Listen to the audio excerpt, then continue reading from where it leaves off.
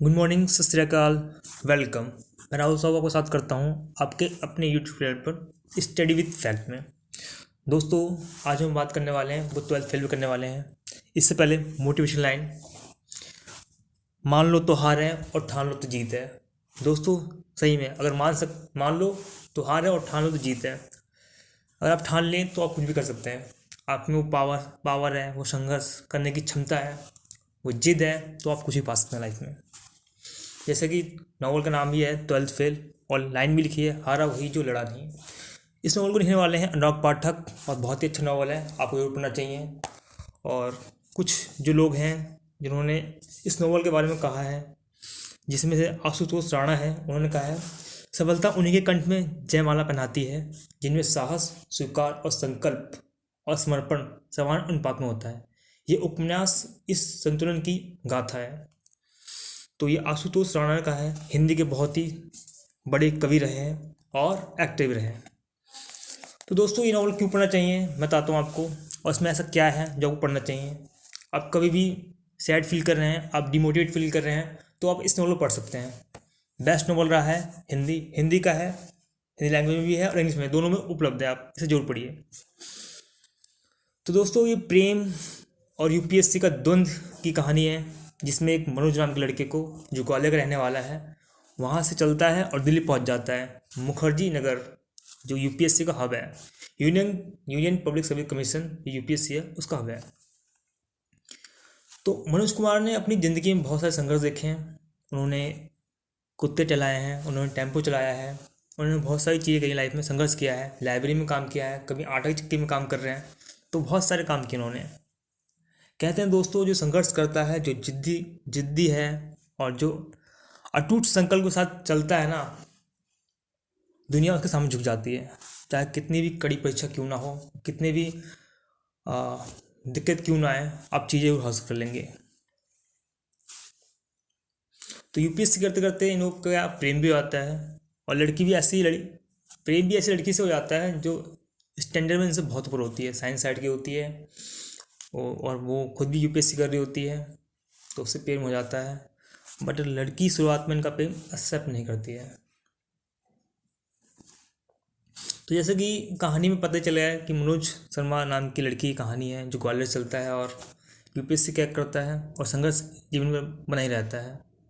इनके अंदर जो मुख्य बातें होती हैं वो ये होती हैं कि ये बहुत ही ज़्यादा अच्छे होते हैं, ग्रेटिट्यूड होता है इनके अंदर, कंपैशन होता है, लोगों की तरफ काइंड होते हैं, और एक दृढ़ इच्छा होती है, जिसके कारण ये यूपीएससी क्रैक कर पाते हैं।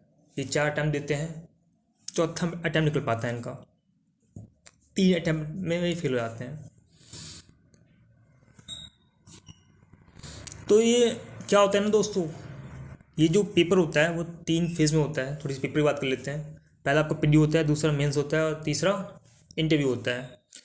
पूरा 1 साल इस एग्ज़ाम में लग जाते हैं, और जो भी इस एग्ज़ाम की तैयारी करना चाहते हैं, वह मैं बता दूं उनको कि ज़रूरी नहीं है कि आप बहुत अमीर घर से हैं तभी इस एग्ज़ाम की तैयारी कर सकते हैं, या आपके पास बहुत संसाधन है तो आप इस एग्ज़ाम की तैयारी कर सकते हैं। ऐसा कुछ भी नहीं है। अगर आपके पास खाने को पर्याप्त भोजन है, और आपके पास 1 से 1.5 साल हैं, आप घर पे बैठ के भी इसकी तैयारी कर सकते हैं। बस आपके पास एक मोबाइल होना चाहिए, आपके पास पर्याप्त पुस्तकें होनी चाहिए, और आपके पास पर्याप्त टाइम होना चाहिए। अगर ये सारी चीज़ें आपके पास हैं तो आप इस एग्ज़ाम की तैयारी कर सकते हैं। और एक जो कंडीशन है, आपने ग्रेजुएशन कर रखी हो एग्ज़ाम करने के लिए। अगर इन 3 फेसेस में आप अगर एक में भी फेल हो जाते हैं, तो आपको दोबारा से क्या है, आपको तैयारी करनी पड़ेगी, और ये पूरा साल लग जाता है इस तैयारी करने में। किसी एक फेज़ में अगर आप फेल हुए तो आपको इसकी तैयारी दोबारा करनी पड़ेगी।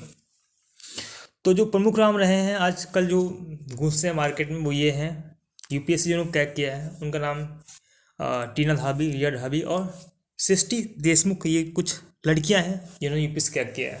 मेरे को इनके नाम याद हैं।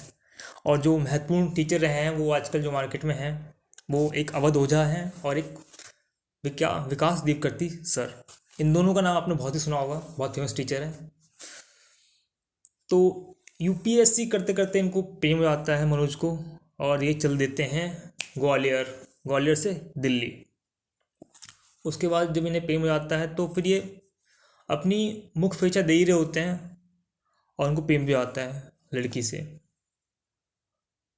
तो लड़की जो होती है वो अल्मोड़ा की होती है, तो ये उस लड़की के घर तक पहुंच जाते हैं, इतना प्रेम करते हैं उससे। उनकी माँ से ही मिलते हैं, उनको कहते हैं कि मैं जो हूँ वो श्रद्धा का दोस्त हूँ, तो मैं उनके लिए नोट्स लेकर आया हूँ। तो ये सारी चीज़ें होती हैं। वो श्रद्धा घर पे होती नहीं है क्योंकि वो कहीं और ही होती हैं, उनका इंटर्नशिप चल रहा होता है उस वक्त। तो ये सारी चीज़ें होती हैं। तो जो संघर्ष है इनके जीवन में बहुत ही कठिन रहा है। माँ ने पैसे इकट्ठा करके इनको दिए पढ़ने के लिए, इन्होंने काम भी किया, कभी कुत्ते घुमा रहे हैं, चला रहे हैं, कभी टेम्पो चला रहे हैं। तो यही संघर्ष इनका रहा है लाइफ में कहकर। और जैसे कि पता ही है अल्मोड़ा के रहने वाले थे, तो दिक्कत रही है काफ़ी। और गांव के लड़कों में मैंने देखा है शहर के लड़कों की तुलना में कि इनमें सपने देखने की क्षमता ज़्यादा होती है शहर के लोगों के मुकाबले। और गांव के लोग ज़्यादा ही जो होते हैं यूपीएससी क्या कर पाते हैं शहर के लोगों की तुलना में। मेरे ख्याल से इसका कारण ये भी हो सकता है कि वो डिस्ट्रिक्ट ज़्यादा हो जाते होंगे।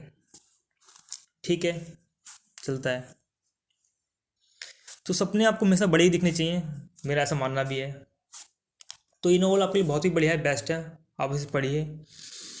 और आप पढ़ेंगे तो आपको एक नया उत्साह, एक नई ताकत मिलेगी। और ये एग्ज़ाम इतना आसान भी नहीं होता है।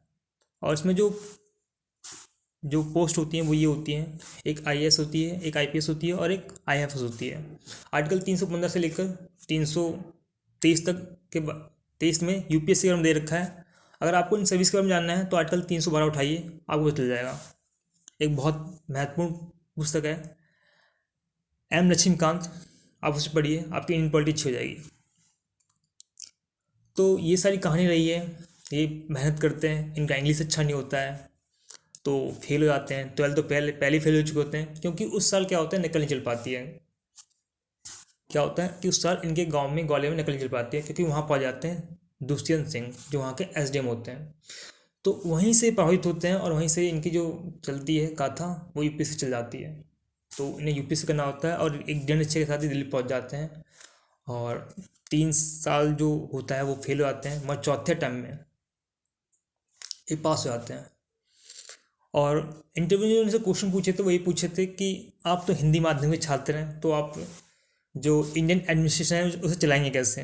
तो इन्होंने बहुत ही अच्छा जवाब दिया था। उन्होंने कहा था कि आपको पानी पीने से मतलब होना चाहिए, आपको ये मतलब नहीं होना चाहिए कि पात्र कौन सा है या बर्तन कौन सा है। तो फिर इंटरव्यू उनकी बातों से इन्फ्लुएंस हो गए थे और इसीलिए उन्होंने चौथा अटैम्प्ट क्रैक कर लिया था। तो इन्होंने इस तरह के आंसर दिए थे जिसके कारण क्या हो गया कि वो यूपीएससी जो इंटरव्यूअर थे वो इनसे प्रभावित हुए और इन्होंने उस साल का जो यूपीएससी था वो क्रैक कर लिया था। तो यही कहानी रही है, संघर्ष से बड़ी गाथा रही है, जिसमें प्रेम भी रहा है, संघर्ष भी रहा है और सब कुछ रहा है। तो इसी साथ ये आज यहीं पे विराम देते हैं। जय हिंद, जय भारत। हंसते रहिए, पढ़ते रहिए, खुश रहिए।